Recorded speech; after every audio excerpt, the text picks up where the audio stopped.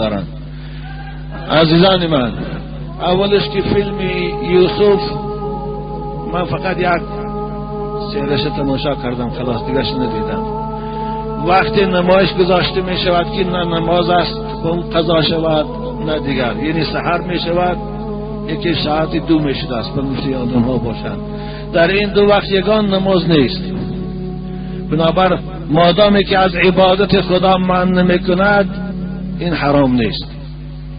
دیگر اینکه در فیلم یوسف سر تا پا همه آداب اسلامی رعایت شده است. زنهاش با حجاب هستند،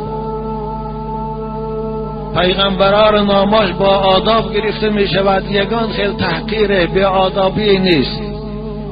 آره بعضی نکته ها ایرادی با یهودی ها هست، اینها را این دامله ها را که معلماشان یهودی ها هست از اونجا وظیفه میخورن، از اونجا لیگ میخورن، اونها رو نمیفاردیم. به خاطر اینا رو گوشتاشان کشیدی شدن که اعلام کنه این حرام است تماشاش.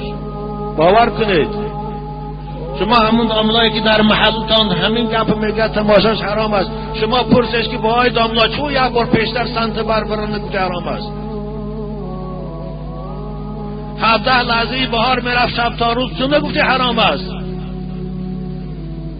من گپ سوال دادم در کار است، چون خاموش میستان شما؟ بنابر تماشای او درس تاریخ است، تاریخ دانستن. چی با زبان ما میگوییم چی در عمل او را اجرا میکنند متخصصاش این درس است. باید از خود کردورن، باید دانست. هیچگاه چیزی که با چشم میبینید مانند به گفته تاثیر ندارد. آدم ها از فیلم یوسف محبتشان به حضرت یوسف ظاهر میشه، محبتشان به پیغمبران الهی. خیانت یهودی ها را که در همون وقت سر شده بود آمده شد تا امروز آشکار می شود. چی مگر زیان میکنیم ما؟ یا که در حال یوسف یک شخص بازی که کافر شد، پیغمبرم یوسف هم پیغمبر بود، انسان بود، یک آدم میتونه در حال او بازی کنه. البته این معنا نداره که اوای پیغمبر است. دیگر اینکه این فیلم ها را علمای جامع الازهر اجازه داده که هستند تماشاش، حتی استحسان کردنش. امروز دنیای ترغیب است، پروپاگاندا است.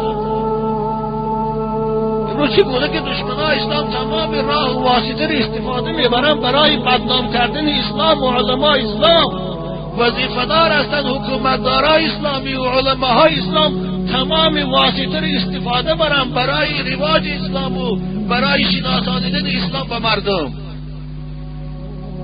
این احمقی است. خوب تقوا داشته باش. حالا اگر همون ملا رو من پیش باشه سیزان طلاق دیم، والله کنسرتای دوشنبه رو تماشا میکنن. این قسم مخانیسه والله است.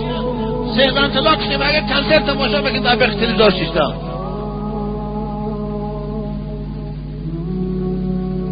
بنابراین این احمقا رو دفعشان گوش نکنید. واللهش از کدش حتی گفت همون سوال من دادگر بگوته